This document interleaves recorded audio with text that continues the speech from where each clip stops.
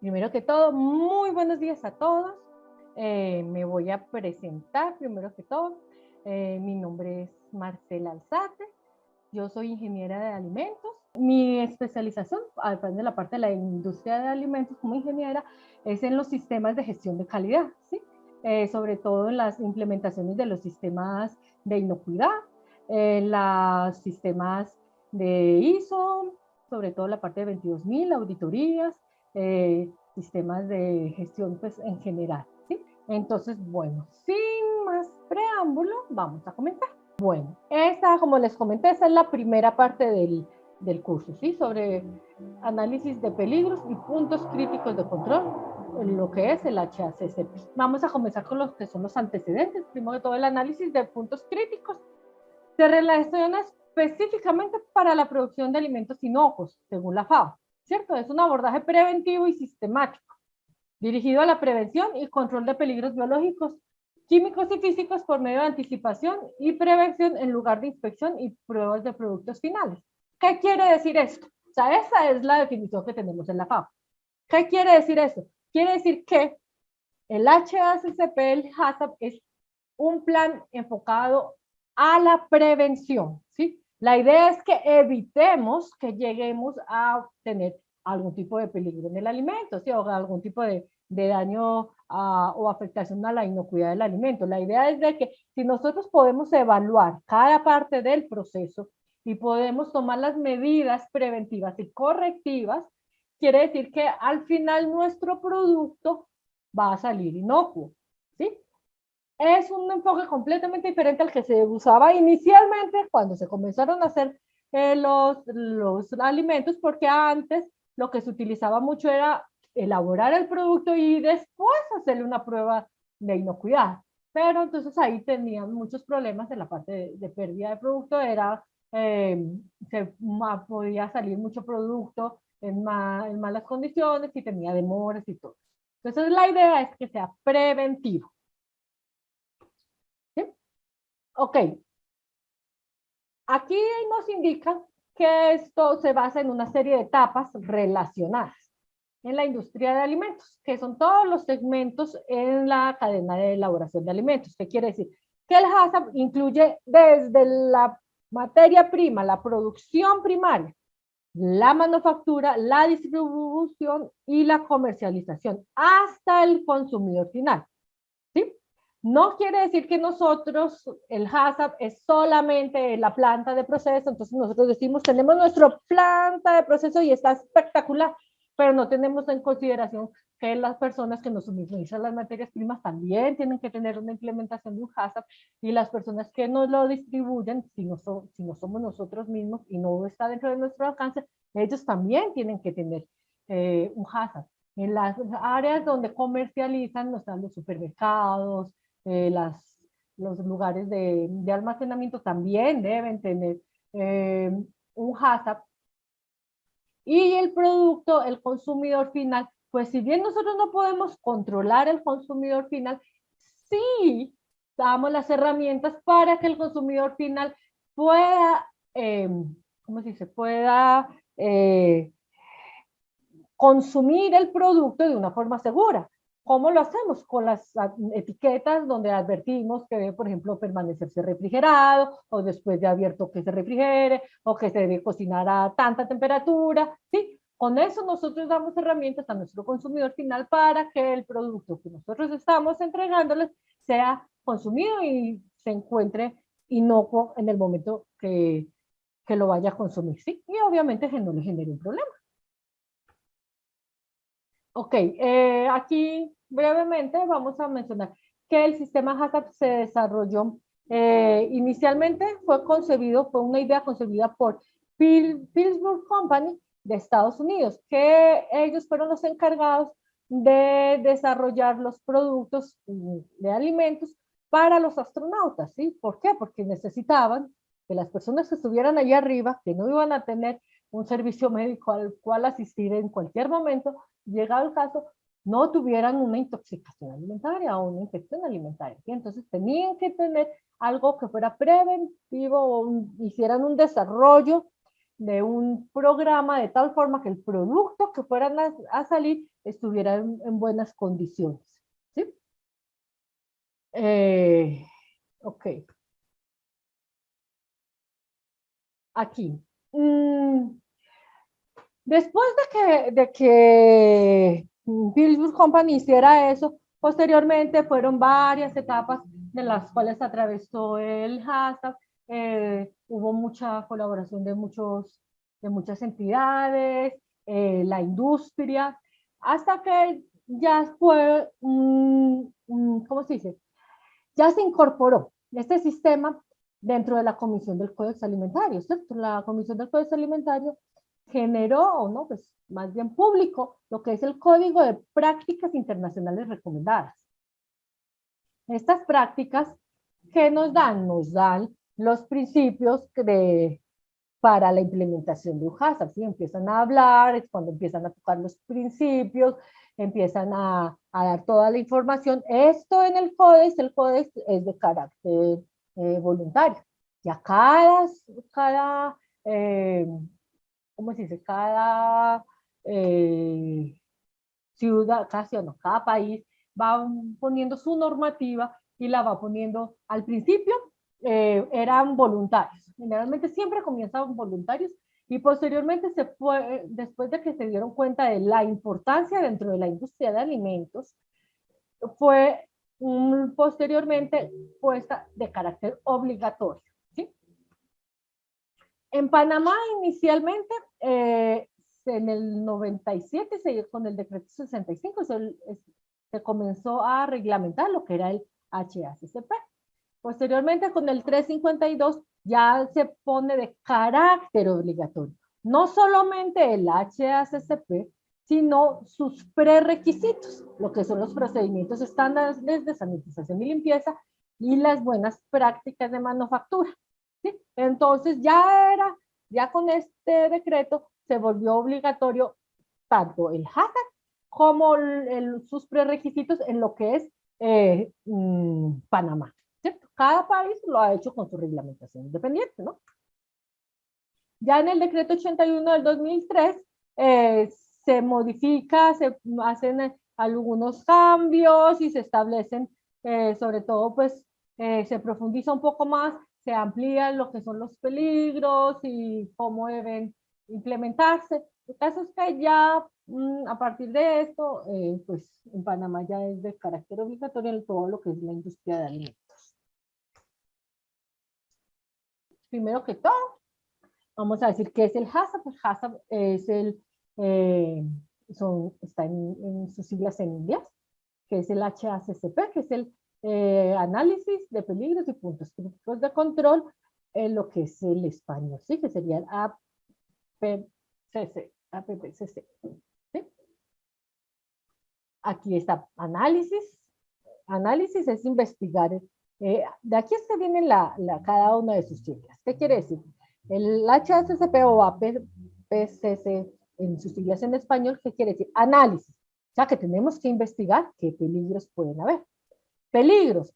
Vamos a analizar cómo estos peligros afectan la salud o, llegado el caso, pueden estar presentes en el alimento, en qué parte del proceso están, cómo lo vamos a manejar y cuáles son críticos y que se tienen que tener, como quien dice, mayor control. ¿Sí?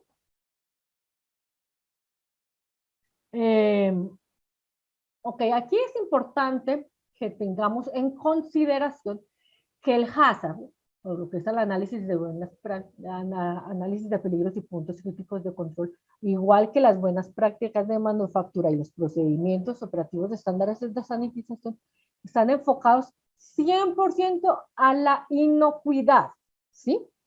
No a la calidad del alimento. Tenemos que diferenciar estas dos cosas, ¿sí?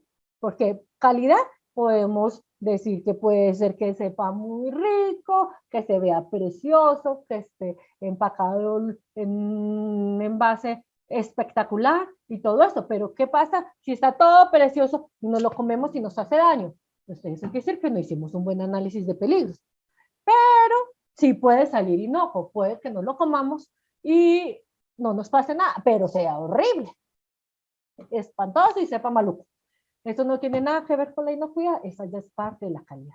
Pero la calidad no está dentro del HACCP, ¿sí?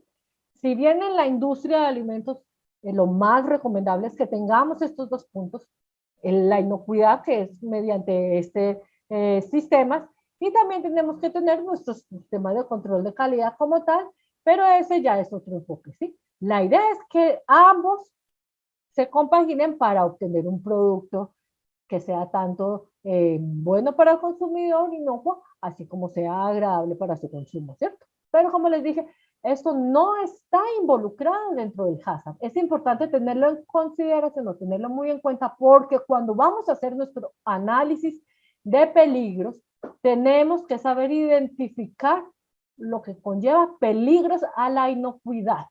¿Sí? No podemos mezclar peligros a la inocuidad con los peligros de la calidad, ¿de acuerdo? Que es un sistema preventivo, ya se los había dicho, la idea es proteger el producto durante toda la producción para que finalmente ya nada más sea una verificación como tal. Ok, aquí ya les había dicho la parte del HACCP, lo que es un abordaje preventivo, sistemático, pero aquí vamos a mencionar lo que son los peligros. Tenemos peligros biológicos, peligros químicos y peligros físicos. Esa es como una separación, ¿sí? Dentro de cada uno de estos hay una innumerable cantidad de peligros que van a variar dependiendo de cada una de nuestras industrias. Vamos a hablar un poco sobre lo que son las enfermedades transmitidas por alimentos, ETAs. ¿Por qué es importante hablar sobre las ETAs? Porque estos son lo que va a suceder en el caso de que tengamos un alimento que esté contaminado y que nuestro consumidor lo vaya a ingerir, por decir algo, ¿sí? Si nosotros tenemos conocimiento acerca de esto, va a ser más fácil identificar o controlar lo que nosotros vamos a tener dentro de nuestras líneas de producción, ¿sí? Las enfermedades transmitidas por alimentos son provocadas por consumo de agua o alimentos contaminados, ya sea por microorganismos, o sea, bacterias, virus, parásitos o por sustancias tóxicas que estos producen. No solamente eso, también puede haber contaminaciones por productos químicos o por productos físicos. Sí, eso también. Vamos a ver aquí. Tenemos que tener en consideración la población de riesgo, ¿sí? ¿Por qué es esto? Cuando nosotros hacemos la descripción, porque en el HACCP tenemos que tener unos pasos iniciales antes de hacer nuestro análisis de riesgos, antes de hacer nuestra determinación de puntos críticos, porque si bien es como la parte fundamental del HACCP, tenemos que tener las bases con las cuales vamos a trabajar para poder hacer un buen análisis, ¿sí? Esto es de vital importancia porque si no, nuestro análisis no va a quedar elaborado de la forma correcta, ¿sí? Entonces, las partes iniciales con las cuales tenemos que comenzar son fundamentales, ¿sí? Entonces, cuando nosotros hacemos la descripción del producto, nosotros tenemos que llenar un formulario por nuestro producto, tenemos que decir qué producto es, cuáles son sus ingredientes, cuáles son sus factores intrínsecos, extrínsecos, factores intrínsecos, por ejemplo, qué humedad tiene, qué AW tiene, qué acidez tiene, los extrínsecos, por si algo a qué temperatura se va a guardar, por cuánto tiempo se puede guardar, en qué tipo de empaque, cómo lo vamos a almacenar, ¿sí? Eso lo tenemos que definir. Y dentro de esas definiciones también está la población hacia la cual está dirigida. La población nos influye o nos influye, no, nos afecta, sobre todo cuando vamos a hacer nuestro análisis, porque tenemos que verificar si nuestra población es una población de riesgo o no es una población de riesgo. Tenemos población de riesgo, niños, ancianos, mujeres embarazadas, personas enfermas. Si nuestro alimento está enfocado hacia eso, tenemos que definirlo en nuestra descripción de producto, ¿sí? Y si lo estamos definiendo, quiere decir que vamos a tener, si tenemos una población que es susceptible, a la cual estamos dirigiéndonos, tenemos que tener especial cuidado en los controles que nosotros vamos a elaborar, ¿sí? Tenemos que definir, aquí se definen entonces cuáles son las poblaciones en riesgo. Dijimos que eran niños, ancianos, mujeres, Y tenemos que saber que en estas poblaciones las consecuencias de las enfermedades transmitidas por alimentos no pueden llegar a ser más severas, ¿sí? Y pueden generar incluso hasta la muerte. Hay gente que ha fallecido por intoxicaciones alimentarias, ¿sí? Tenemos que ver qué factores contribuyen a que se produzca una enfermedad transmitida por alimentos, ¿sí? Que el alimento debe estar bajo características físicas, por ejemplo, temperatura, humedad, tiempo que favorezcan crecimiento de microorganismos o producción de toxinas. ¿Qué quiere decir? No todos los alimentos son igual de susceptibles para ciertas bacterias y ciertas bacterias son más perjudiciales que otras, ¿sí? Hay unas que generan toxinas que nos pueden dar una intoxicación o una infección, hay otras que de pronto nos pueden dar solamente un dolor de estómago, ¿sí? Tenemos que saber identificar este tipo de bacterias o este tipo de peligros dentro de cada uno de nuestros alimentos, ¿sí? Entonces, si tenemos un alimento que es propenso porque se mantiene o tiene una humedad que generalmente es propicia para la producción, por ejemplo, de mohos y levaduras que nos puedan generar una aflatoxina, por ejemplo, tenemos que tener eso en consideración porque luego lo vamos a tener que traspasar a nuestro análisis de riesgos, ¿sí? Por eso es que es importante que revisemos esta parte.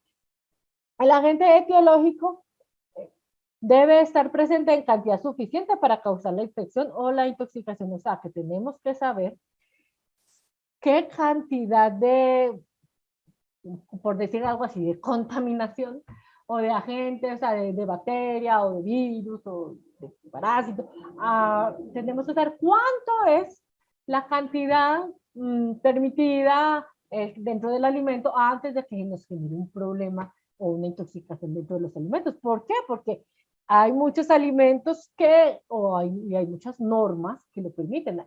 En la mayoría de los alimentos siempre están dentro de un rango, por decir algo, permitido de cierto tipo de bacterias. Generalmente son bacterias que no nos dan un problema a la salud, pero que, por decir algo, en cantidades superiores a tanto nos puede dar un problema, ¿sí? Entonces esas cosas también tenemos que entenderlas y evaluarlas, ¿sí?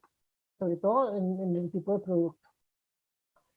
También tenemos que saber qué cantidad de alimento, por ejemplo, puede ingerir una persona que sea de una población susceptible, ¿cierto? Y que llegado el caso pueda afectar a la persona, ¿sí? Porque muchas veces nosotros estamos, por decir algo, se han presentado casos donde muchas personas consumen el mismo tipo de alimentos, hay unos que les hizo daño, hay otros que no les hizo daño, ¿sí?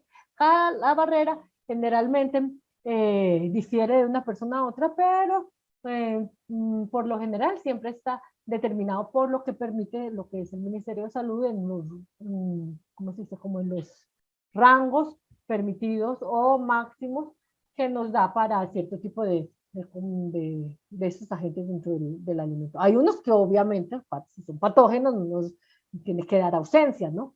Hay otros que son un poco más tolerables, ¿sí? Hay diferentes tipos de dietas. Tenemos lo que es la infección alimentaria, que esta es cuando consumimos un alimento que contiene microorganismos vivos. Por ejemplo, virus, bacterias, parásitos, por ejemplo, las salmonelas, consumimos, por ejemplo, un pollo que no esté bien cocido y haya tenido contaminación por salmonela.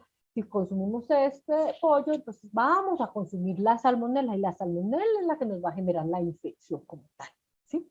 Igual que el virus de la hepatitis A, pues varios, ¿cierto? Tenemos también lo que es la intoxicación alimentaria. Esta difiere en que en este caso nosotros vamos a ingerir toxinas que hayan producido bacterias o hongos generalmente. Por ejemplo, la toxina botulínica, sobre todo esto se da en alimentos enlatados, que hayan tenido problemas ¿qué? De contaminación, ¿cierto? Enterotoxina por estafilococo aureus, etcétera, ¿sí? Aquí entonces ya no es que nos estamos, por ejemplo, si consumimos un alimento que tenga estafilococo, no es que nos vamos a intoxicar por el estafilococo. Tiene que haber una generación de la enterotoxina para que nos haya dado la intoxicación. Entonces, la infección es que nos consumimos el microorganismo vivo y en la intoxicación es que consumimos la toxina generada en el alimento por la bacteria, ¿sí? Y tenemos lo que es la toxinfección. ¿Qué quiere decir esto? Es cuando ciertos microorganismos que son capaces de producir o liberar toxinas una vez que fueron ingeridos. Eso quiere decir que en este caso ingerimos el microorganismo vivo y dentro de nuestro organismo generó la toxina. ¿Sí?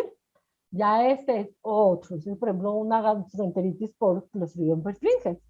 Eh, si ven la diferencia, hay unos en los cuales, por ejemplo, cuando nosotros hacemos tratamientos, sobre todo lo que son tratamientos térmicos y todo eso, que nosotros podemos eliminar la mayoría de lo que son las bacterias, patógenos, virus, ¿cierto? Hay todos, pues, dependiendo de los rangos de temperatura que manejemos, pero la mayoría las podemos eliminar, por ejemplo, por temperatura.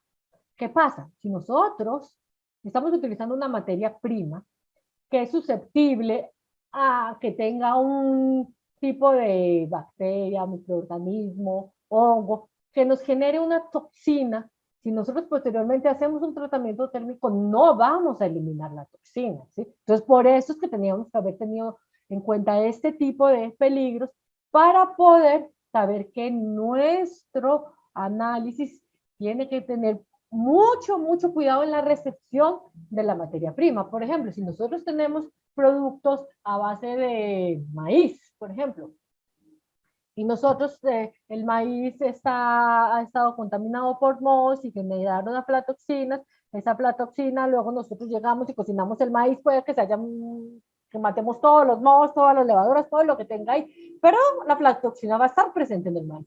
Cuando hagamos nuestros productos y salgan al mercado, va a seguir la aflatoxina ahí. Eso quiere decir que es un peligro para la inocuidad de ese alimento, es un peligro para la persona que lo vaya a consumir. ¿De acuerdo? Si tienen alguna duda, recuerden que pueden escribirnos por el chat. Aquí, ¿cuáles son los síntomas más frecuentes o comunes en las enfermedades de transmisión transmitidas por alimentos? Generalmente siempre ocurre lo que es la diarrea, la fiebre, los vómitos, la sudoración, ¿sí? Estos son los que ocurren como con mayor frecuencia, dependiendo de cada una de los microorganismos, bacterias o, o el contaminante que tengamos pues, en el alimento como tal. ¿Sí? Eh, cuando ya, por ejemplo, lo que son las toxinas y todo eso, muchas veces generan también lo que son síntomas neurológicos, ojos hinchados, dificultades renales, visión doble. Lo que es la intensidad y la duración varía de acuerdo a la cantidad de bacteria o toxina que haya en el alimento y a la cantidad de alimento que haya sido consumida y al estado de salud de la persona, ¿sí? Por eso es que, como les comentaba hace un momentico, hace un rato, cuando varias personas consumen un mismo alimento y alguien genera una intoxicación o una desinfección, no funciona siempre de la misma forma, porque no todo el mundo consume la misma cantidad, no todos están tan susceptibles, eh, puede que algunas personas hayan consumido antes y tuvieron efectos más rápidos, ¿sí? Todo esto, pues obviamente lo evalúan de lo que son todos los ministerios de salud, y llegado el caso hay algún tipo de brote, eso generalmente siempre se tiene que informar. ¿Sí?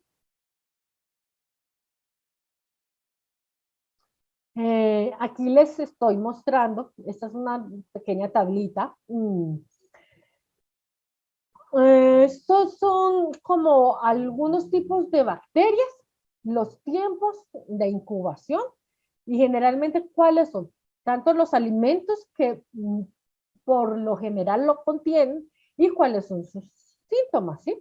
Por ejemplo, el Bacillus cereus tiene un periodo de incubación de 8 a 16 horas Normalmente está lo que son cereales, natillas y salsas, albóndigas, vegetales cocidos, ¿cierto?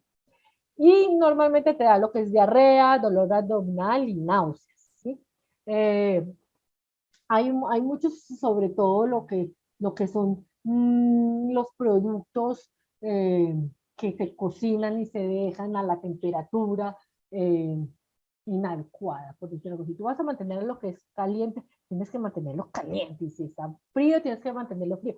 Lo que pasa es que muchas veces lo mantenemos en la temperatura en la que es idónea para el crecimiento y la multiplicación de lo que son los microorganismos. Entonces, con eso propiciamos el incremento de estos tipos de bacterias y posteriormente pues nos generarían un problema en la parte de lo que son los que la contaminación, pues, el consumo del producto. Esto se da, por ejemplo, mucho en lo que son sistemas de alimentación, lo que son restaurantes, fondas de este tipo, porque mantienen el producto ahí como medio tibiecito y ahí es donde nos generan problemas. Por eso es que en estos lugares siempre tienen unos periodos muy definidos en los cuales después de la elaboración, antes de la eliminación, no deben pasar generalmente más de 4 o 5 horas. ¿Sí? Tenemos varios, ¿cierto? Tenemos productos, por ejemplo, la brucelosis es, por ejemplo, cuando hay animales que son infectados y contaminan con esta bacteria a otros animales, ¿cierto? Generalmente ovejas, cabras. El Clostridium botulinum, como vimos ahorita de la, que es la toxina botulínica, en alimentos inadecuadamente enlatados o fermentados, generalmente hechos en casa. Por eso les dije que normalmente el botulismo es muy común, sobre todo en lo que son los enlatados, ¿sí? Y sobre todo los enlatados si tienen algún tipo de carne o algo así, es bastante peligroso, ¿sí? Sobre todo porque el Clostridium es anaeróbico, entonces cuando hacen la parte de lo que es el sellado y todo eso, si no hacemos una buena esterilización, probablemente podamos tener algún tipo de peligro por este lado, ¿sí? Bueno, vamos a ver, por aquí tenemos que la listeria monocitógenes, que la vemos mucho en las listerias monocitógenas, normalmente está sobre todo en carnes, eh, productos sin pasteurizar. La listeria monocitógenes en su periodo de incubación es de 1 a 4 semanas, es bastante amplio, pero a veces es un poco complicada después de que tenemos algún tipo de contaminación, eliminarla, ¿sí? Entonces tenemos que procurar mantener siempre pues unas buenas condiciones en la planta. Lo que es la salmonela es de 12 a 72 horas, lo que es pollo, pavo, carnes crudas o pocos cocidas. Por eso es súper importante cocinar muy bien estos productos, llegar a la temperatura y el tiempo necesarios para la eliminación de la salmonela. La salmonela de todas formas es termosensible, ¿sí? Se puede eliminar relativamente fácil. El hecho es de que tenemos que hacer un buen procedimiento para eliminarla, ¿sí? El estafilococo aureus, de 30 minutos a 6 horas, carnes rebanadas, postres, pasteles, sándwiches. El problema con el estafilococo aureus es que el estafilococo aureus generalmente tenemos contaminación de estafilococo aureus por los mismos manipuladores. ¿Sí? Si te recuerdo cuando vimos lo que son las buenas prácticas de manufactura, higiene del personal, así como en los procedimientos operativos de sanitización, donde decíamos que una de las mayores fuentes de contaminación dentro de la planta de alimentos son los mismos manipuladores. ¿Sí? Si no tenemos unas buenas prácticas, el manipulador se toca el cabello, se toca la cara, y luego posteriormente tiene contacto con alguna superficie o con el producto directamente, esto nos puede generar una contaminación por estafilococcus aureus. Y miren que realmente su periodo de incubación es muy bajo, ¿sí? Realmente son 30 minutos a 6 horas, es relativamente poco, ¿sí? Entonces tenemos que tener mucho cuidado con lo que es la estafilococcus aureus. También tenemos lo que son los hongos. Como les dije yo, las micotoxinas. Mira, las micotoxinas tenemos de 2 días a meses, ¿sí? Una aflatoxina, sobre todo por el Aspergillus flavus, en los productos de maíz, cereales, que son almacenados inadecuadamente. Esto es por el moho, ¿sí? Aquí nosotros tenemos que tener mucha consideración, mucho cuidado en esto, porque cuando hacemos nuestro análisis de riesgos vamos a tener que verificar los tiempos de almacenamiento, las condiciones de almacenamiento de nuestro maíz, la recepción o si vamos a solicitar análisis, si vamos a hacer análisis de aflatoxinas dentro de nuestra planta. Tenemos que saber eso, ¿sí? Eso es importante que lo tengamos en consideración también. También tenemos parásitos, ¿sí? Si bien nosotros no hablamos tanto de los parásitos, pero sí, se tienen en consideración, pues, que hay sobre todo la parte de los productos que son cárnicos, sobre todo también en lo que son pescados. Tenemos que verificar esto. En la parte de los parásitos también tenemos que tener en consideración que nos lo aportan en muchos casos agua. Si tenemos agua que tenga problemas de contaminación, cada carne y cada tipo de producto, no solo carne, ¿sí? También todo lo que son jugos y todo eso, todo tiene que tener su relación de tiempos y temperaturas para la eliminación de las bacterias y el contaminante que tenga, pues que se pueda eliminar por temperatura, ¿cierto? Porque como les dije, si es una toxina, pues ya nada podemos hacer. Pero sí, todo. Por eso es que cuando hacemos nuestro análisis de riesgos, es importante que sepamos esto. Porque si nosotros no tenemos el conocimiento suficiente para hacer un análisis de riesgos, por ejemplo, si alguien es parte del equipo HACCP, bueno, si alguien no, porque el equipo HACCP es multidisciplinario. Si tenemos, eh, si vamos a hacer si vamos a conformar un equipo HACCP, tiene que haber una persona que tenga la capacitación para que pueda definir este tipo de elementos para tener en consideración. O sea, que tenga que saber que si están manejando carne, qué tipo de carne es la que están manejando, qué tipo de bacterias o patógenos pueden haber en la misma para definir cuáles son las medidas de control que tienen que tomar, ¿sí? Entonces, la idea es de que tengamos este tipo de conocimiento para que el momento en que nosotros hagamos nuestro análisis podamos no ir a pasarnos, como quien dice, por encima de esta información y de pronto obviar cosas que son importantes cuando hagamos nuestro análisis, ¿sí? O sea, aquí se los estoy dando así como a grosso modo, pero cuando en cada una de las empresas van a tener que buscar información. Hay mucha información técnica sobre cada uno de los productos, de las materias primas y los productos terminados que tenemos que verificar cuando hagamos nuestro análisis de riesgo, ¿sí? Aquí pues también hay virus, ya, esto es como para que revisemos, ¿cierto? Eh, ¿cómo, ¿Cómo se transmiten las setas? Tenemos manos contaminadas, por ejemplo, del manipulador, alimentos contaminados, agua contaminada, tuberías de desechos, si tenemos, por ejemplo, un problema en nuestro desagüe, se nos está acumulando agua y alguien camina por encima y chapotea y llega esa agua a nuestras mesas de trabajo, por ejemplo, ahí podemos tener una fuente de contaminación. O si nosotros no tenemos una fuente potable de agua, pues probablemente también tendríamos una fuente de contaminación ahí, ¿sí? Es importante que consideremos esto. Obviamente lo que son las plagas, insectos, roedores, superficies de trabajo. Aquí tengo una imagen. Si me pueden identificar cuál sería una vía de transmisión en la imagen que tenemos en este momento proyectada. Alguien que me diga qué tipo de contaminación tenemos ahí. Revisen esta imagen, está acá. ¿Sí la ven? Exactamente. Es una contaminación cruzada. ¿Por qué?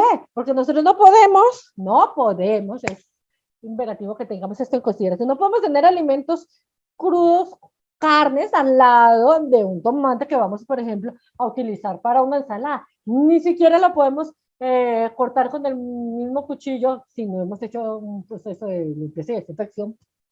Y tampoco lo podemos usar en la misma tabla, pues eso se cae de su peso. Pero, por ejemplo, este tipo de contaminaciones, el HACCP, pues si bien es sobre todo muy enfocado hacia la industria, pero es algo que casi que es un poco de sentido común y que deberíamos tener en consideración, sobre todo también en nuestros hogares. Y en muchos hogares uno ve que como tienen una misma tabla, hacen todo en la misma tabla y es un poco riesgoso, ¿sí? Tenemos que tener mucho cuidado, pero sí, esta es una contaminación cruzada. ¿De acuerdo? Ok. ¿Cómo podemos evitar las setas? Sí, hay 5 puntos muy específicos que la Organización Mundial de la Salud ha identificado que tenemos que tener en consideración cuando vamos a prevenir una ETA, ¿sí? ¿Qué es? Primero que todo, mantenga la limpieza. Es la parte de la limpieza uno de los prerequisitos en nuestra planta. Acuérdense que dentro de los prerequisitos tenemos buenas prácticas y tenemos procedimientos de limpieza. Y en los dos es completamente indispensable lo que es la higiene, ¿sí? Lavarse las manos antes de preparar alimentos y a menudo durante la preparación. Eh, Lavarse las manos después de ir al baño. Lave y desinfecte las superficies y equipos usados en la preparación de alimentos. Proteja los alimentos en las áreas, por ejemplo, de la cocina. Guarda alimentos en recipientes cerrados. Mantenerlos por separado. Si tenemos alimentos crudos tipo carne, alimentos, por ejemplo, como vegetales. Si tenemos, por ejemplo, una misma nevera, que no es lo más recomendable, pero llegado el caso, tenemos una planta pequeña. El HACCP no es que quiera decir que es un plan que solamente tienen que llevar industrias o empresas grandes, no son desde las más pequeñas hasta las más grandes, son puestos, si uno pudiera implementarlo hasta en estos puesticos de la calle sería lo ideal. Pero ¿qué es? Tenemos que tener la parte de la higiene, la parte de la limpieza. Si vamos y tenemos un solo refrigerador, por ejemplo, sabemos que lo que son las carnes, eso no lo podemos almacenar en la parte de arriba, tiene que ser en la parte de abajo, porque llegado el caso, hay algún tipo de que se chorrea algo, por decir algo, no vaya a contaminarme todo lo que está debajo de este, ¿sí?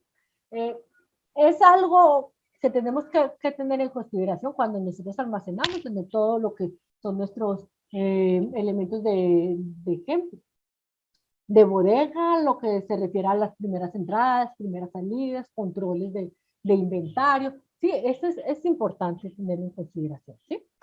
Ay, pues, separa alimentos crudos de los cocinados. Nunca podemos juntar nuestra materia prima con nuestro producto terminado porque ya perdemos todo lo que hicimos en nuestro proceso, en la eliminación o reducción de cualquier tipo de contaminación. Eh, Usa utensilios como cuchillos y tablas para manipular pollos y alimentos crudos diferentes. Así lo vamos a aplicar a algún tipo de vegetal. Si tenemos nuestras plantas de alimentos, normalmente podemos hacer diferenciación de colores. Quiere decir que si tenemos unas tablas blancas, las vamos a usar para los productos carnes. Si tenemos tablas amarillas para los vegetales, con eso podemos evitar que haya de pronto una contaminación cruzada. También los podemos marcar, no quiere decir que tengamos que usar colores, es una forma, ¿sí? Cada empresa, cada industria, cada encargado de la planta es libre de utilizar el mecanismo que le sea más útil siempre que lo documente. ¿Dónde lo vamos a documentar? En nuestros procedimientos de limpieza y desinfección, en nuestro manual de buenas prácticas de manufactura. ¿Por qué es importante documentarlo? Porque con eso la persona que llegue va a saber qué es lo que tiene que hacer, ¿sí? Las cosas que están documentadas, vamos a poder, personas nuevas pueden leerlo, pueden verificar que está ahí, podemos hacer una capacitación en base a eso, encima de eso es una herramienta que vamos a poder usar frecuentemente para poder llevar a cabo nuestros procesos correctamente, ¿sí? Además es una evidencia de que nosotros estamos haciendo las cosas bien. Conserve los alimentos en separados, obviamente ya. Cocine completamente. Aquí es donde recuerde que es como nos comentó el compañero hace un momento, que las carnes deben llegar a ciertas temperaturas, ya sea de una variedad de la otra, cada una va a tener su temperatura dependiendo del microorganismo generalmente que se tiene que destruir. Eh, Sobre todo lo que son carnes, pollo, huevos, pescado. ¿Por qué? Porque es que estos productos generalmente son los que tienen mayor presencia de microorganismos, por lo cual tenemos que reducirlos hasta un nivel que sea inocuo para el consumo. ¿Sí? Hierva alimentos como sopas y guisos y deben alcanzar por lo menos 70 grados Celsius. Es recomendable el uso de termómetros ¿Por qué es recomendable? Pues porque si no lo medimos, no sabemos si realmente en el centro alcanzó la temperatura que necesitamos. En las industrias de alimentos es obligatorio la utilización de medición, probablemente, preferiblemente no. Se supone que es obligatorio el uso de termómetros calibrados, ¿no? Es lo más recomendable. A veces no se puede, pero es lo más recomendable, hacia eso es a lo que vamos, ¿sí? Utilizar instrumentos de medición que estén calibrados, ¿para qué? Para que nos den unas correctas lecturas, ¿sí? Si nosotros tenemos equivocaciones en nuestras lecturas, eso nos puede generar problemas posteriores, porque si nosotros decimos que tenemos que llegar, qué sé yo, a 55 grados por 10 minutos, y nuestro termómetro no está calibrado, tiene una desviación de 5 grados, por decir algo, y lo llevamos solo a 50, así estemos durante los 10 minutos, no vamos a tener la destrucción de microorganismos que requerimos para obtener las condiciones finales de nuestro producto, ¿sí? Por ende, tenemos que tener esto muy en cuenta y es importante que lo analicemos luego cuando hacemos nuestro análisis de riesgos, de peligros, digo, porque cuando hacemos nuestro análisis de riesgos, vamos a ir identificando cómo controlamos y cómo, a través de qué. Si nosotros decimos, no, lo controlamos con buenas prácticas o lo controlo con medición de temperatura, entonces tengo que decir cuáles son nuestros parámetros y con qué tipo de instrumento lo hago. Por ende, es importante que lo tengamos en consideración, ¿sí? Y si no los tenemos, pues preferiblemente adquirir. Recaliente completamente la comida cuando está cocinada, pues esto sobre todo ya en los hogares, ¿sí? Mantenga los alimentos en temperaturas seguras.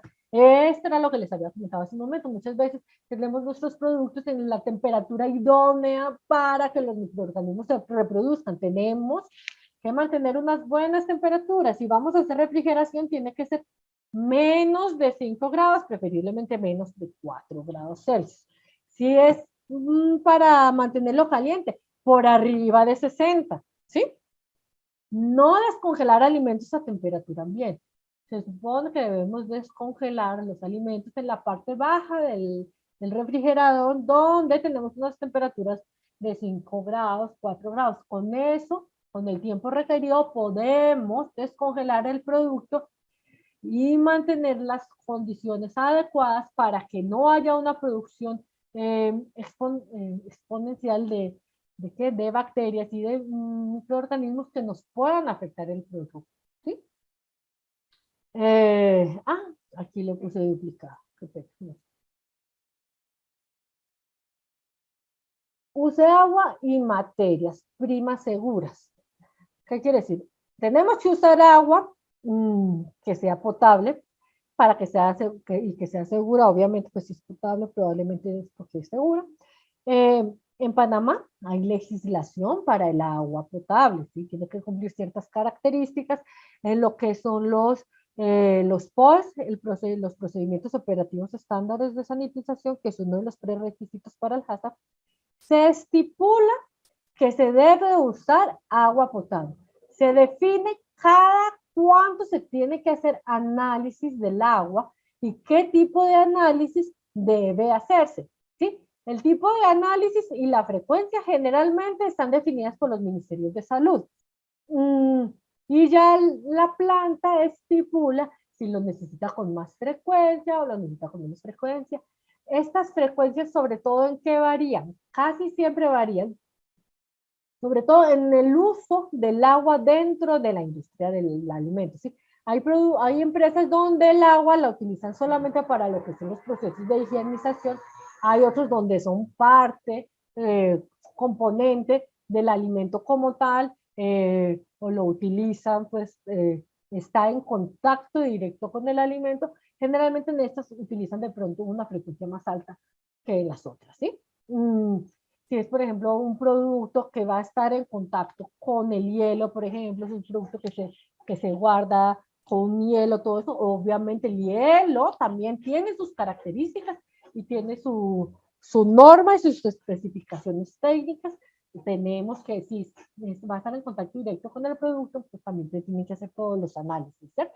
Si compramos hielo, tenemos que saber que tenemos que solicitar los certificados de análisis de la empresa que nos da el hielo. Esa es nuestra materia prima, esa es parte de nuestras materias primas. Por ende, tenemos que, la empresa que nos brinda o que nos proporciona el hielo tiene también que cumplir con un HACCP, probablemente debe tener una exigencia por parte del Ministerio de Salud donde también tiene que tener cumplimiento para esto, ¿sí? La idea de un HACCP, como les dije, como es a través de toda la cadena, la idea es que nosotros, si nosotros somos la parte de fabricación como tal, tenemos a alguien que nos proporciona las materias primas, es ideal nosotros poder tener el HACCP o poder, de pronto no tanto tenerlo, sino como poder ir a verificar el cumplimiento del HACCP de la industria que nos proporciona la materia prima. Y probablemente la persona que comercializa nos va a pedir una certificación de que nosotros estamos en cumplimiento, ¿sí? Cuando nosotros de todas formas nos dan nuestras autorizaciones por parte de los ministerios de salud y todo esto, pues tenemos nuestras vigilancias por parte de ellos, tenemos también en las empresas donde pues tienen la posibilidad de contar con personal técnico especializado, pueden tener auditorías internas o verificaciones. La idea es tener el sistema en cumplimiento y poder darle tranquilidad al resto de la cadena de alimentaria de que el producto va a ser inocuo, ¿sí? Y que tenemos un buen proceso. Los prerequisitos son las buenas prácticas de manufactura, lo que son los procedimientos estándares de sanitización y también tenemos algunos otros requisitos como por ejemplo el control de plagas, tenemos que tener controles pues, sobre todo de materias primas y todo eso, pero bueno, eso está todo, casi que todo metido en esos dos programas que son como los fundamentales, los que tenemos que tener sí o sí para poder elaborar un análisis de peligro, ¿sí?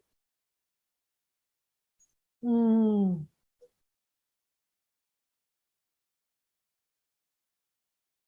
espera, aquí vamos a comenzar. Lo que son las buenas prácticas de manufactura, recuerden que tenemos todo lo que son la parte de las instalaciones, tenemos que tener en consideración lo que son los equipos, en consideración de lo que son las materias primas, recepción de esas, almacenamiento, lo que ya son las partes del proceso como tal, todo nuestro como diagrama de flujo, por decir algo, eso lo vemos dentro de nuestras buenas prácticas, higiene del personal, cómo vamos a controlar cada una de estas partes, la parte de la capacitación del personal, la parte también de todo lo que es la documentación, formulaciones, todo esto lo manejamos dentro de las buenas prácticas de manufactura. Y es importante que tengamos claridad en esto porque cuando nosotros vamos a hacer nuestro análisis de riesgos, vamos a poder tener que definir qué de los riesgos que nosotros estamos identificando los vamos a poder controlar con estos prerequisitos, ya sea buenas prácticas, ya sea limpieza, manejo de plagas, verificación del agua, ¿sí? Los procedimientos estándares de sanitización tenemos el control del agua como tal, los procedimientos de higienización, la parte de la salud de los manipuladores, es muy importante también el control dentro de eso, el control de plagas, ¿sí? Como les comenté, pues obviamente es fundamental para que cuando hagamos nuestro análisis podamos pues hacerlo correctamente. Ok, aquí estamos viendo el sistema de análisis de peligros de puntos críticos, el HACCP, generalmente no, consta de 12 pasos, ¿sí? Tenemos 5 etapas previas y 7 principios básicos. Esto es lo que está estipulado en el Código Alimentario, en lo que proporciona la FAO. Como les dije, es de carácter obligatorio en este momento, lo que son la mayoría de los países, ¿sí? Vamos a ver lo que son los pasos preliminares. Esto es importante para poder nosotros elaborar nuestro nuestro HACCP. Aquí está. Primero que todo, tenemos que reunir al equipo HACCP. Después de que lo reunimos, empezamos a hacer nuestras reuniones, tenemos que describir el producto terminado, definir el uso y el consumidor meta, crear un diagrama de flujo del proceso y la verificación del diagrama de flujo, ¿sí? Aquí, vamos a conformar un equipo HACCP. Tenemos que tener en cuenta que el equipo HACCP es interdisciplinario. ¿Qué quiere decir? Que tienen que haber participantes, o preferiblemente tiene que haber, porque pues, si somos una empresa muy pequeña y son 2 personas, pues la idea es que la mayor cantidad de personas que puedan participar, mejor. Tiene que estar un equipo. Aquí, por ejemplo, puede estar el gerente de producción, calidad, los jefes de las áreas, consultores externos. Pues el equipo HACCP no está definido como tal. Si uno dentro de la planta lo va definiendo dependiendo de las necesidades que tenga, ¿sí? El equipo HACCP tiene que tener capacitación en HACCP, o sea, que tienen que saber sobre este sistema. ¿Por qué? Porque cuando vamos a hacer una evaluación tenemos que saber de qué es lo que estamos evaluando y para qué lo estamos evaluando, ¿sí? Tenemos que tener personal técnico, por lo menos, porque acuérdense, mira, acabamos de ver cuáles son las enfermedades transmitidas por el alimentos. Si no tenemos nada de conocimiento sobre esto, ¿cómo vamos a poder identificar qué peligros biológicos, por ejemplo, en este caso, vamos a tener en nuestro producto, ya sea materia prima o proceso, o ya sea nuestro producto terminado, ¿sí? Tenemos que tener cierto tipo de personal técnico que nos pueda colaborar eso, ya sea que sea de la planta o que sea personal externo, ¿sí? Es esencial, como les dije, la capacitación para que podamos saber cómo manejar esto.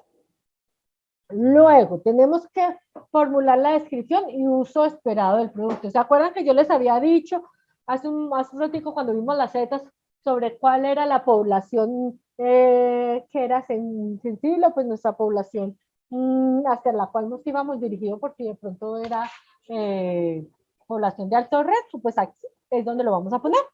Cuando nosotros hacemos la formulación, aquí déjenme ver si aquí está algo así. Cuando nosotros hacemos la descripción de nuestro producto, esto, por ejemplo, debe ser dentro de nuestro manual HACCP, ¿sí?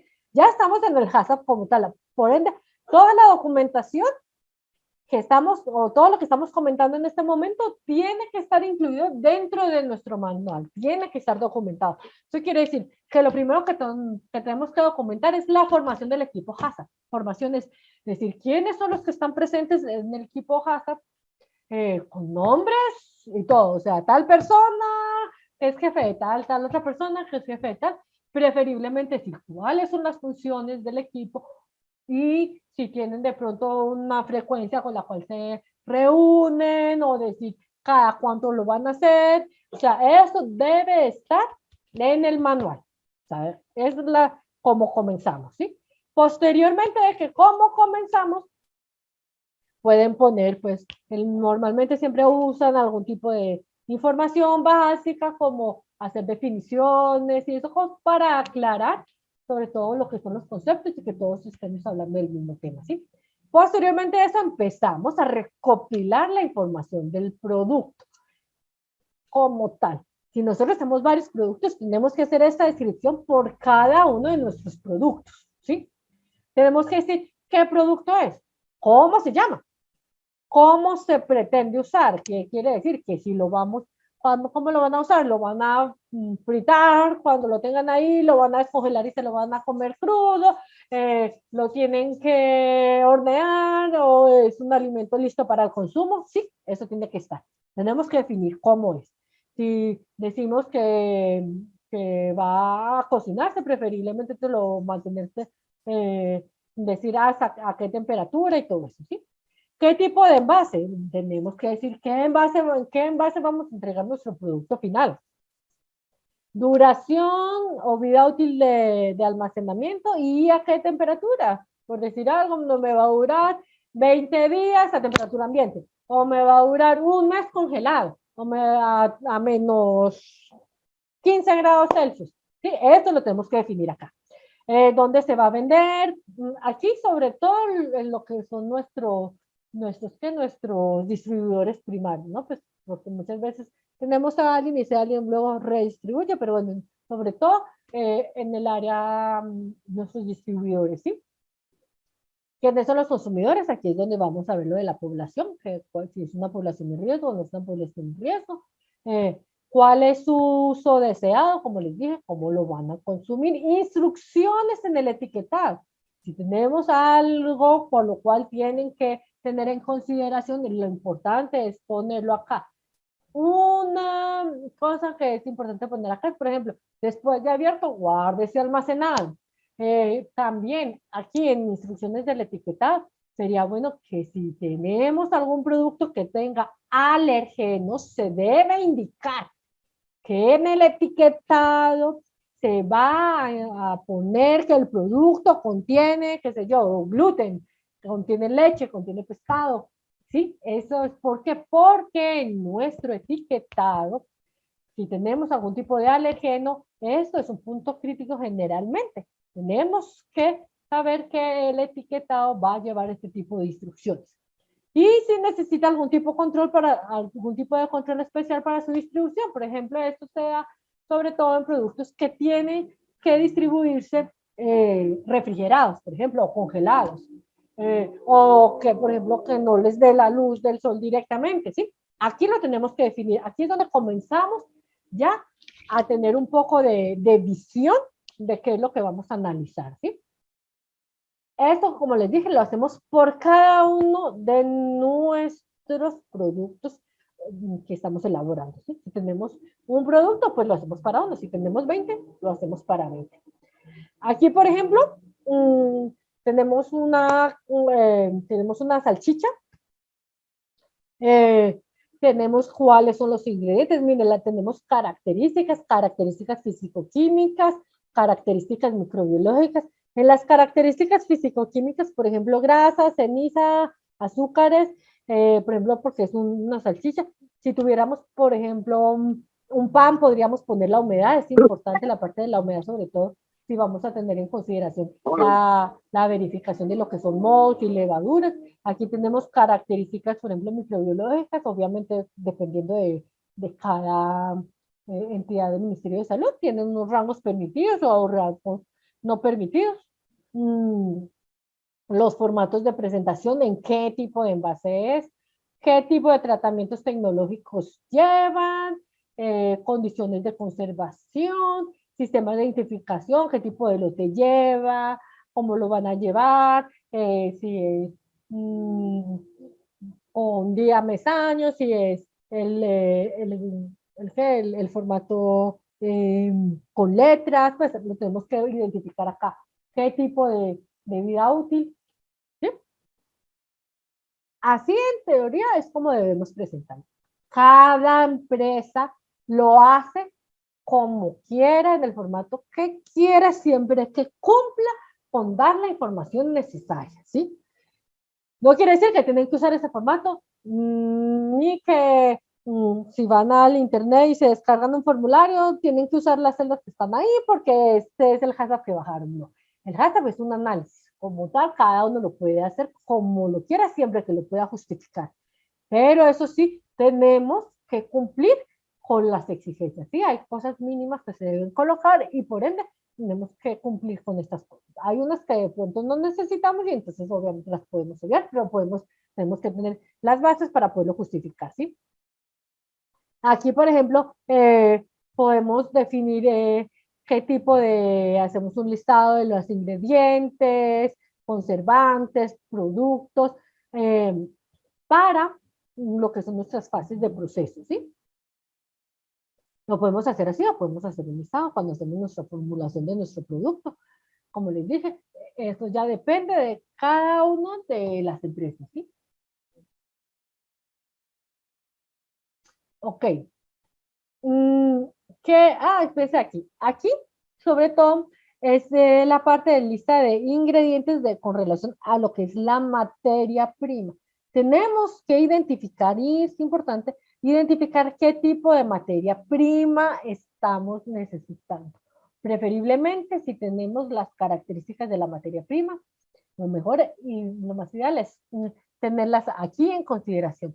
Lo que son las buenas prácticas de manufactura, cuando nosotros hablamos de nuestras materias primas, decimos que tenemos que tener control de materias primas, verificación de la recepción. ¿Qué quiere decir? Que cuando nosotros vamos a hacer nuestro listado de materias primas, tenemos que verificar que cuando estamos recibiendo, si estamos solicitando nuestros certificados de análisis. Adicionalmente a eso, que si tenemos identificados cuáles son los parámetros que estamos solicitando para recibir la materia prima, ¿sí? Tenemos que tener, es decir, cuando tenemos una aceptación de materia prima, cuando tenemos un rechazo de materia prima, ¿sí? Eso está incluido dentro de buenas prácticas de manufactura, pero es importante cuando nosotros lo plasmamos aquí, ya tenemos nuestro listado definido y probablemente ya tenemos nuestros parámetros definidos en el buenas prácticas. ¿Listo? Aquí es donde podemos comenzar a ir haciendo nuestro análisis para ver si hay algún tipo de materia prima que nos pueda ir generando algún tipo de posible contaminación. Por ejemplo, si sabemos que tenemos aquí carne y todo eso, ya vamos a saber que te vamos a tener que hacer un análisis de cuáles son las posibles fuentes de contaminación o cuáles son las bacterias, virus, parásitos que pueden llegar al caso de estar presentes en este y que posteriormente vamos a tener que hacerle el análisis, ¿de acuerdo? Aquí, como les dije, entonces hacemos un listado completo de todo para posteriormente poder hacer el análisis como tal de los peligros potenciales, ¿de acuerdo? Ok, ya tenemos nuestra definición de producto terminado. ¿Cómo sale nuestro producto y cuáles son nuestras características ideales? Todo esto, definimos el producto. Después definimos cuáles son todas nuestras materias primas y nos validamos con todo lo que está dentro de nuestras buenas prácticas de manufactura. Posteriormente a esto, ¿qué vamos a hacer? Vamos a hacer nuestro diagrama de flujo. El diagrama de flujo tiene que ser claro y simple. ¿Sí? Tiene que ser lo más completo porque es crítico para poder hacer el análisis de peligros. Y tiene que verificarse en planta para evitar exclusión de algún paso de proceso. ¿Qué quiere decir? Muchas veces nuestro análisis, nuestro diagrama de flujo es muy bonito, nosotros lo ponemos ahí en cada una de las etapas, las definimos, plan, plan, plan, pero nos falta el paso de ir a verificarlo, efectivamente se esté llevando con el orden que nosotros dijimos, como nosotros dijimos, porque es que tenemos aquí, por ejemplo, nuestro diagrama de flujo. Estos son dos ejemplos de diagrama de flujo. Mira, tenemos uno como de la salchicha cóctel que hace a un minutico habíamos visto cuál era la definición del producto. O tenemos otro aquí, por ejemplo, una carne molida, ¿sí? Tenemos, decimos qué tipo de recepción tenemos. Acá, por ejemplo, en la salchicha cóctel ya tienen definidos unos puntos críticos de control. Después de que nosotros los identificamos, lo mejor es dentro de nuestro diagrama de flujo, ¿cómo se dice? Mostrarlos, pues, como hicieron acá, ponerlos para que visualmente sean más fáciles de visualizar, ¿sí? Aquí tienen, por ejemplo, en el diagrama de flujo, dicen cuál es la fase, puntos claves, por ejemplo, temperaturas, tiempos, o si hay algún ingreso de algún tipo de material como tal, o alguna ¿cómo se dice? Alguna información importante, por ejemplo, como el empaque al vacío, por ejemplo, en diferentes pesos, o algunos puntos a tener en consideración. Este es un diagrama de flujo perfecto. Cuando vamos a hacer realmente, o sea, nosotros lo hacemos, lo elaboramos. Después vamos con este diagrama de flujo a la planta y observamos nuestro proceso para ver si efectivamente lo están haciendo. Si están, cuando están haciendo la descongelación, por ejemplo, si llegó a la temperatura que estaba, o si realmente llegaron y recibieron la materia prima y no esperan no están esperando ni siquiera que se descongele del todo, sino que lo están pesando cuando todavía está congelado. O sea, tenemos que ir a verificar en planta que efectivamente se está llevando a cabo como nosotros estamos diciendo, porque eso nos va a afectar nuestra evaluación, porque es muy diferente a hacer, por ejemplo, introducir el producto al cúter, por ejemplo, cuando todavía esté congelado, porque hay ciertas bacterias, por ejemplo, que a menos de 4 grados no se van a reproducir, pero si están un poquito más elevadas, sí, entonces tenemos que estar seguros de que cuál es la temperatura. Es que en el cúter, por ejemplo, no suba más de 7 grados, verificar si sí están tomando la temperatura, si realmente esos rangos de temperatura se están cumpliendo, porque normalmente las empresas tienden a poner diagramas de flujo ideales, ¿sí? Ah, este es nuestro rango, todo eso, pero cuando vamos a ver a la realidad, difieren un poco. La idea es que sea la parte real, porque ¿de qué nos sirve poner el idóneo si está muy bonito ahí, pero no nos va a servir para cuando hagamos nuestro análisis de riesgos, nuestro análisis de peligros, perdón? Tenemos que ser realistas, tenemos que hacerlo como está, ¿sí? Si llegado el caso, lo ponemos ahí y estamos fuera y lo queremos dejar así, quiere decir que posteriormente vamos a tener puros inconformidades cuando hagamos nuestras evaluaciones y nuestras verificaciones, porque si, por decir algo, tenemos que controlar de 4 a 7 en el cúter y lo mantenemos a 10, pues probablemente vamos a estar poniendo que no se llegó a se sobrepasó la temperatura, acciones correctivas y luego posteriormente revisamos que esas acciones correctivas no están siendo las ideales, entonces posteriormente tendríamos que tener ahí problema, ¿sí? Entonces la idea es que seamos lo más realistas. ¿Y qué pasa? Es que este diagrama de flujo y ir a verificarlo en la planta nos da una visual de qué cosas tenemos que ir corrigiendo, ¿sí? Porque nosotros podemos empezar de pronto con un rango más amplio de lo que sería lo ideal y ir metiendo procedimientos, ir cambiando algunas técnicas para disminuirlo al rango que nosotros queremos realmente, que sería el ideal, con el cual nosotros nos vamos a manejar y tenemos mejores probabilidades de que el producto salga inocuo, ¿sí?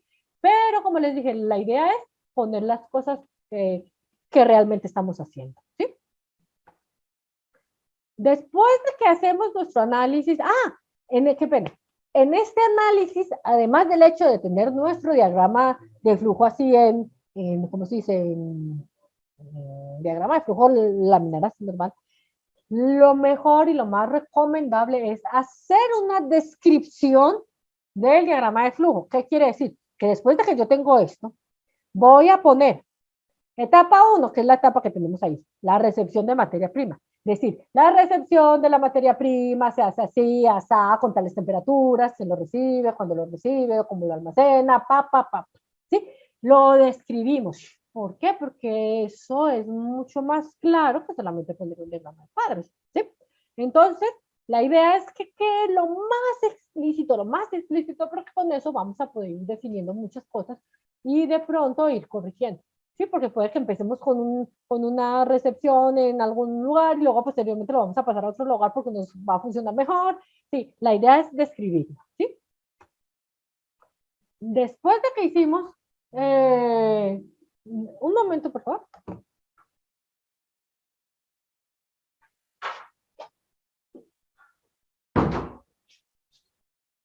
Después de que hicimos toda la parte del diagrama de flujo, entonces vamos a hacer a lo que, a lo que, ¿qué? A lo que es el esquema de la planta. Sí, el esquema de la planta es importante que lo hagamos correctamente. Cuando hicimos la verificación del diagrama de flujo, entonces vamos a hacer la verificación del esquema de la planta. Tenemos que hacerlo también lo más realista posible. Vamos a la planta, la dibujamos tal como está, dónde está. ¿Por qué? Porque con eso vamos a determinar si hay algún tipo de contaminación cruzada o no hay algún tipo de contaminación cruzada. Sí, podemos tener contaminaciones porque hay un producto que está pasando por donde no es, o manipuladores que están ingresando por donde no es, o saliendo por donde no es. ¿Sí? Esto nos da una forma ¿cómo se dice? Como más visual de poder identificar cierto tipo de peligros, ¿de acuerdo? Ok, esa es nuestros pasos preliminares.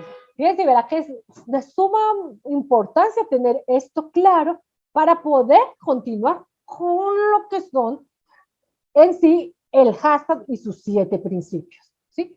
Los 7 principios de HACCP son hacer un análisis de riesgos.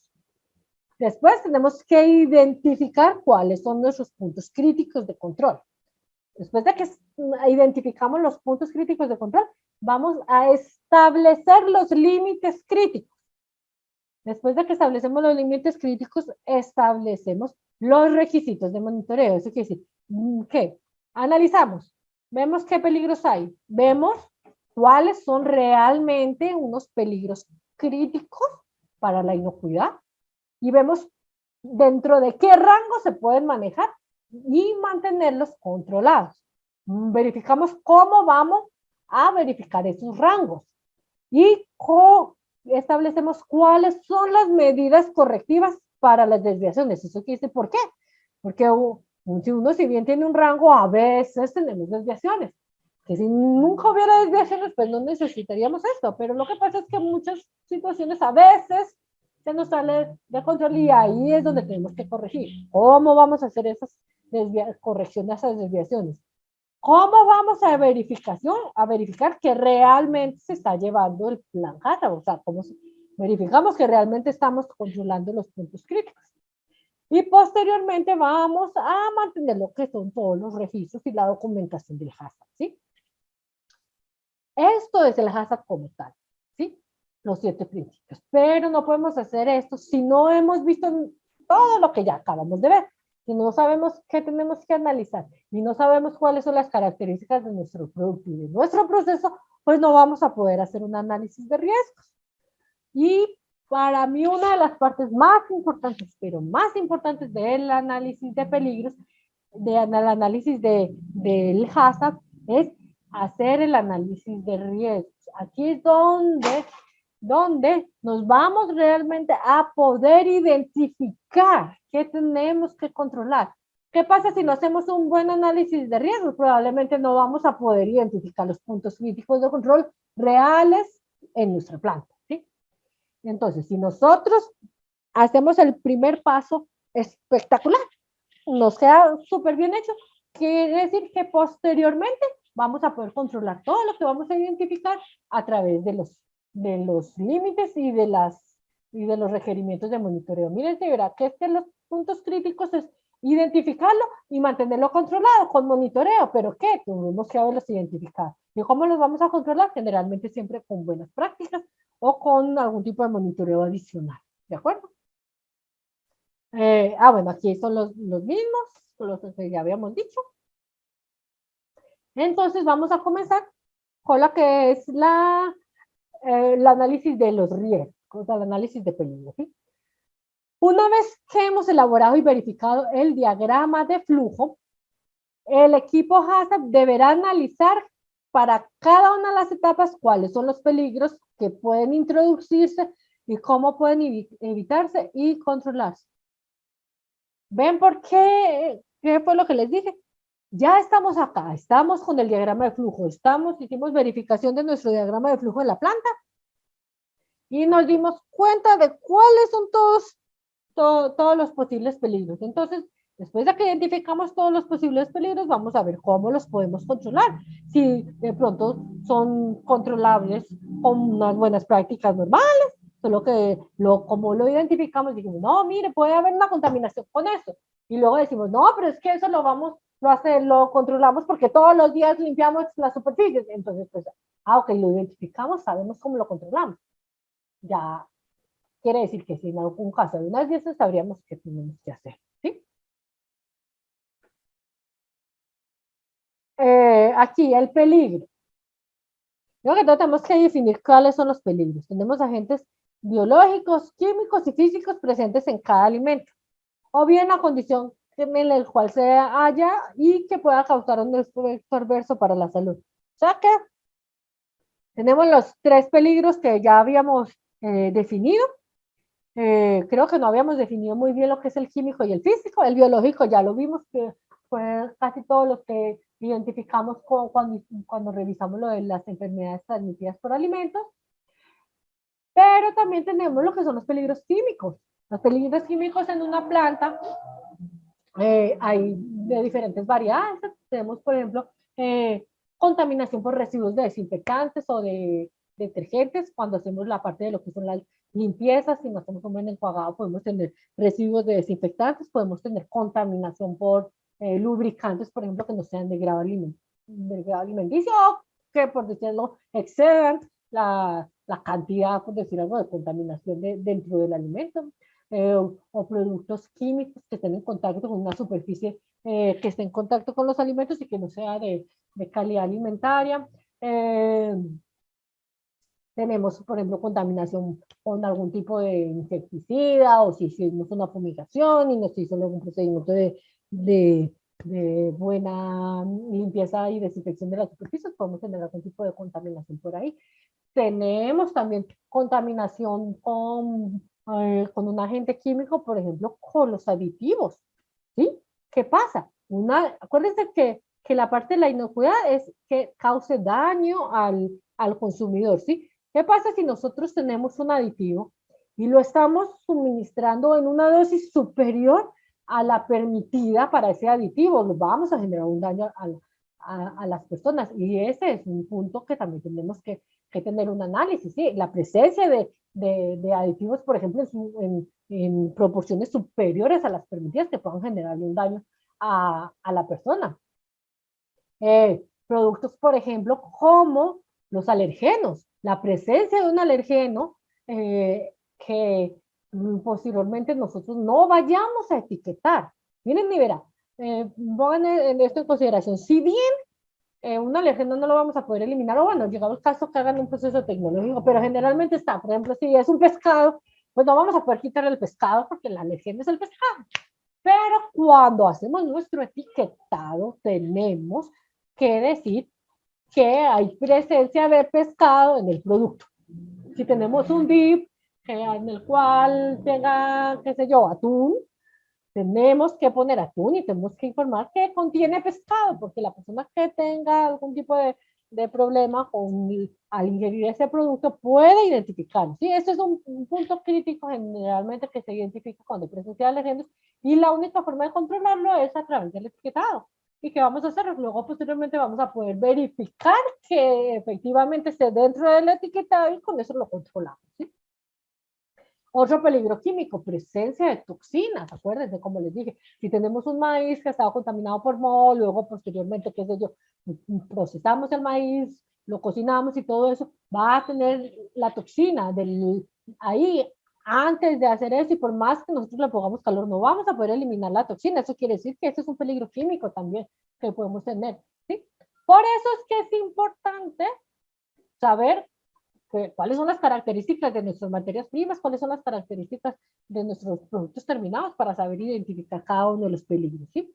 Y en el físico tenemos, obviamente, contaminaciones por vidrios, por decir algo, podemos tener contaminaciones por metal, sobre todo en industrias, por ejemplo, que tengan sierras, que tengan cuchillos, o que tengan algún tipo de equipo en el cual haya un rozamiento que pueda generar algún tipo de desprendimiento de partículas metálicas. También tenemos contaminación física, por ejemplo, por problemas con los manipuladores, que si tenían un arete y se cayó ahí, que si tenían un lapicero y se cayó ahí, que si tenían un anillo, que si tenían esmalte y se cayó ahí. Pues hay muchos peligros. Si, por ejemplo, si teníamos lámparas que se quiebran y la golpean y cayó, que si tenemos espinas, o que si tenemos huesos, que hay muchos peligros físicos que se pueden identificar. Hay unos que, pues decíamos, vamos a vender un pollo entero, pero obviamente no vamos a, es obvio que va a tener el hueso, pero si de pronto estamos vendiendo un filete en el cual el consumidor como tal no está esperando tener un pedazo de hueso ahí, hay uno, puede generar un peligro físico, ¿sí? Ahí puede darle problema al consumidor. Por eso es que cuando nosotros estamos haciendo la descripción de nuestro producto, tenemos que decir cuáles son las condiciones de uso previstas para el producto. ¿Sí? Ahí vamos a definir si es un producto que es un filete que es deshuesado, en teoría no debería tener nada de esto. ¿Sí? Ok. Recuerden que si tienen alguna duda, me van preguntando. Bueno, aquí está lo de los tipos de peligros. El peligro químico, físico, biológico, ya los acabamos de decir. Miren, el peligro físico también tenemos tierra, por ejemplo, piedras, cuando son, por ejemplo, productos como granos y ese tipo de cosas. Esos son peligros que que pueden estar presentes dentro de los alimentos, ¿sí? Aquí, después de que sabemos cuáles son nuestros peligros y tenemos todos nuestros diagramas de flujo, entonces empezamos a examinar todo el proceso. de fabricación del alimento para identificar cuáles son los peligros potenciales que pueden ocurrir durante las etapas de producción. ¿Sí? Es necesario considerar las materias primas y los ingredientes, como les dije, cada parte de la cadena es importante. Tenemos que ir definiendo la duración en el almacenaje, los métodos de distribución. Aquí es donde definíamos la descripción de cada uno de los productos. ¿Sí? Aquí.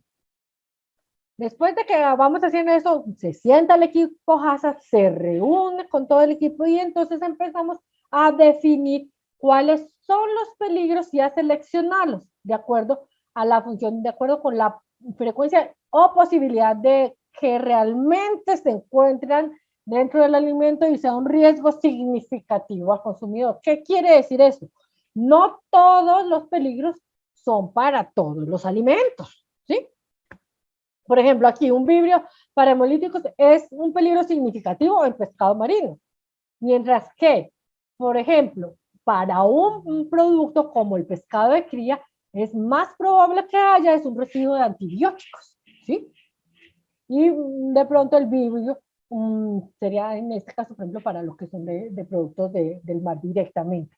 Si tenemos productos, por decir algo, los productos, los pescados o pescados escombroides, tendríamos que verificar a ver la presencia de histamina. Histamina es una toxina que generan cuando están a más de 4 grados Celsius por un tiempo prolongado. Bueno, no tanto prolongado, por más de 4 horas, ¿cierto?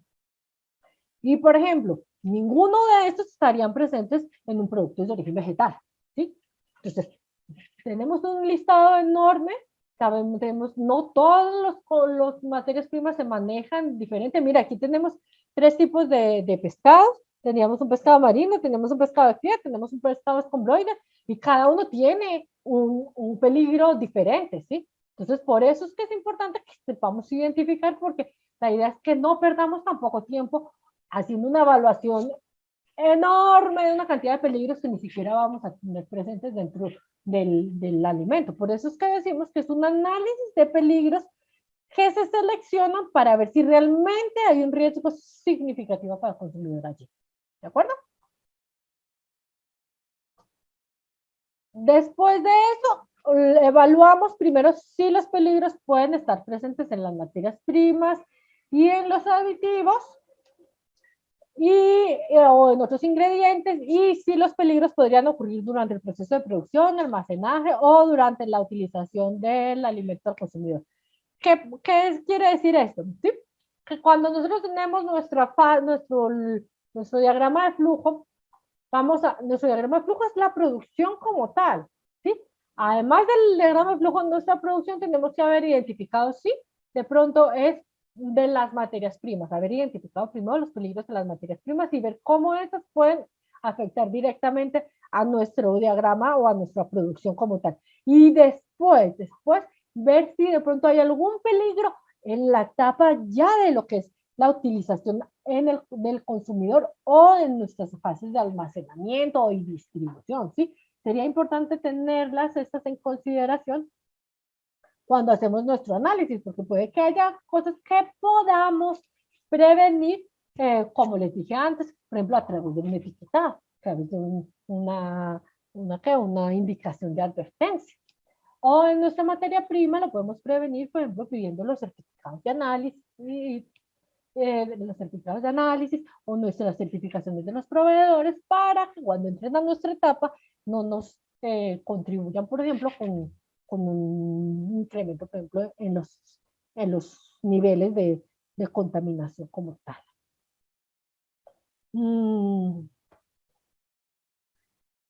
Cuando vamos a hacer el análisis de peligros, como está el equipo HACCP reunido, como les dije, tenemos nuestro diagrama de flujo, estamos haciendo la evaluación de cada una de las etapas, ya revisamos las materias primas, vimos, por ejemplo, el producto después del consumidor, el proceso como tal. Entonces hay preguntas, ¿sí? Tendríamos que ver. La idea es que sea como una lluvia de ideas. Cada uno va a ir definiendo, venga, y si pasa esto, ¿qué podría suceder? Y si pasa esto otro, ¿qué podría pasar? Por ejemplo, ¿hay algún ingrediente que sea peligroso si se usa en exceso? Por ejemplo, los aditivos, ¿sí? Entonces vemos y dice, ah, bueno, sí, pero mira, es que este aditivo no me permite sino hasta tanto, entonces sería bueno que verificáramos, por ejemplo, que la formulación sí se está haciendo correctamente, vamos a confirmar que las balanzas estén calibradas, ¿sí? Entonces, por ejemplo, ahí vamos a poder identificar. Si vemos que, por ejemplo, ningún aditivo es peligroso, entonces no tendríamos que hacer una evaluación de peligro químico, por ejemplo, por esa parte de aditivos. Y no todos los aditivos van a generar un problema. Hay unos aditivos que están permitidos y que no nos afectan realmente a los consumidores como tal. Entonces, y hay otros aditivos que sí son mucho más peligrosos, que tienen unas dosis muy bajas o una recomendación de uso es muy limitada, ¿sí? Tenemos que si la cantidad y el tipo de ingredientes ácidos y el pH resultante del producto final afectan el desarrollo de la supervivencia de microorganismos. Eh, por ejemplo, si nosotros vemos que la acidez nos está afectando y dentro de nuestras características del producto podemos bajarla y con eso reducimos el aumento o la presencia de un microorganismo, tenemos que saber identificarlo para ver si podemos o controlamos ese pH durante el proceso. ¿Sí? Vamos a ver si el contenido de humedad o la actividad del agua afectan, por ejemplo, el desarrollo microbiano o la supervivencia de algún tipo de patógeno. Eh, hay unas humedades que son más favorables para los mofos y las levaduras, por ejemplo. Hay otras que son más favorables para algunos tipos de bacterias o virus, dependiendo del producto. Entonces tenemos que ver si con esto de pronto se podría por la característica del producto bajarlo o aumentarlo de tal forma que podamos disminuir esa probabilidad. ¿Sí?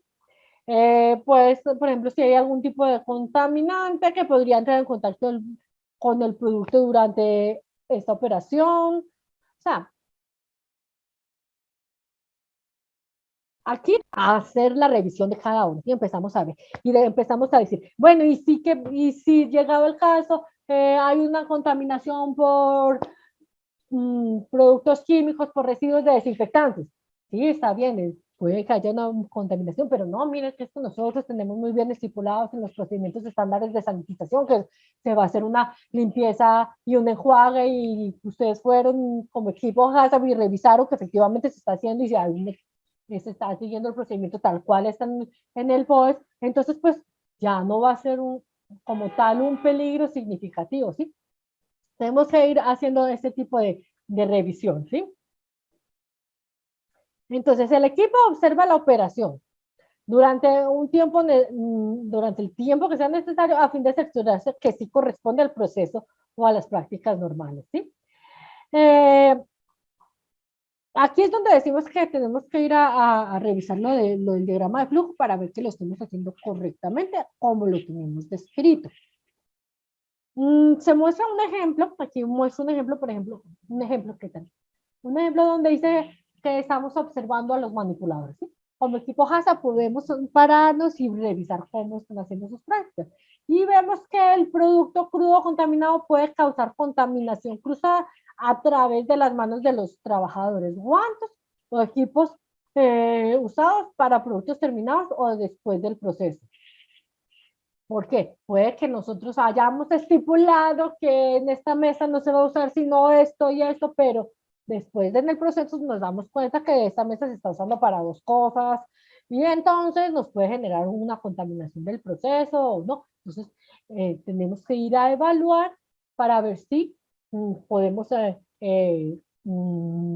o podemos evitarlo o eliminar ese tipo de peligro o llegado el caso, entonces vamos a tener que identificarlo como un peligro potencial o significativo y posteriormente tenemos entonces que ver cómo lo vamos a monitorear o cómo lo vamos a ir revisando para que cumpla con lo que necesitamos y eliminar o reducir el peligro durante el proceso.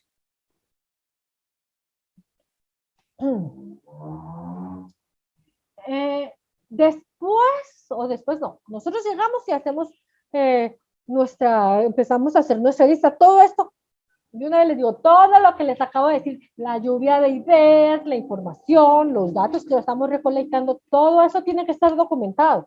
porque esto con esto es que vamos a sustentar nuestro análisis, ¿sí? Nuestro análisis de peligro, ¿sí? Se realiza una evaluación del riesgo para estimar la ocurrencia probable de los peligros para la salud y la gravedad de sus efectos. Y con esto permitimos identificar si es significativo o no es significativo. ¿Qué pasa? Hay muchos peligros que si bien pueden estar presentes y probablemente los vamos a controlar con lo que son buenas prácticas y con lo que son procedimientos de sanitización, hay otros que si bien también están presentes, tenemos que ir identificando cuáles vamos a hacer o, ¿cómo se dice? Como cuáles vamos a ir documentando para posteriormente hacer una decisión a través de un árbol de decisiones y determinar si lo vamos a manejar como un punto, como un análisis, o sea, como un monitoreo, o si tenemos que ya hacerle un plan de puntos críticos de control, ¿sí? Con esto vamos identificando nuestros peligros. Decimos, bueno, esto puede ser significativo, este no puede ser significativo o no va a ser significativo, lo vamos a poner nada más como lo identificamos y lo registramos, pero no lo vamos a hacer luego el análisis de peligros como tal en nuestro árbol de decisiones, porque después de que hacemos esto, vamos a identificar el punto crítico. ¿Cómo lo identificamos? Hacemos las preguntas a través del árbol de decisiones y nos va a determinar si es un punto crítico o no es un punto crítico. O si solamente lo tenemos que tener en consideración y verificar con nuestros prerequisitos, ¿sí? Entonces, para ir definiendo si un peligro es significativo o no es significativo, por ejemplo, tenemos esta matriz. Tenemos una matriz de severidad con probabilidad, ¿sí? Severidad es qué tanto nos afecta a la salud, ¿sí? Porque, por ejemplo, si nosotros ingerimos una toxina, la severidad es muy alta.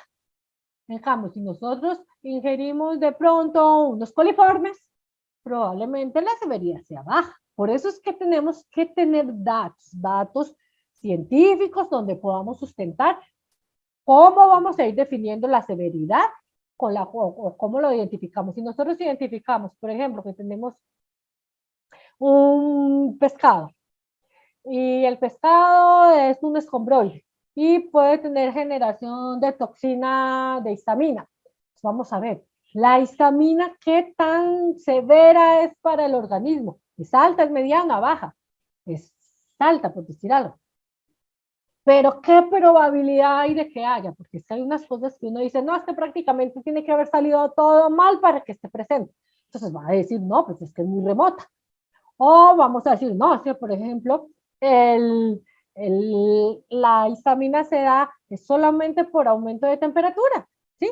Si tenemos un aumento de temperatura y nuestros barcos están allá en el mar recogiendo el producto y se pasan todo el día y llegan acá y si no tuvieron un buen control de temperatura ni almacenaron bien el producto o estuvo más de 4 horas a más de 7 grados, probablemente vamos a tener generación de histamina a más de 4 grados. Probablemente vamos a tener generación de histamina, eso quiere decir que es alta, porque eso no es necesaria, no necesitamos una contaminación del pescado, no necesitamos que haya pasado algo muy grave, sino nada más un aumento de temperatura, entonces la probabilidad sería alta. Entonces, si tenemos una severidad alta y una probabilidad alta, probablemente vamos a tener que ubicarlos acá, miren, alta con alta. Eso quiere decir que lo más posible es que cuando hagamos nuestro análisis de peligros y puntos críticos de control, este nos vaya a dar como un punto crítico. Ya lo estamos identificando como un peligro significativo acá con nuestro análisis de riesgo.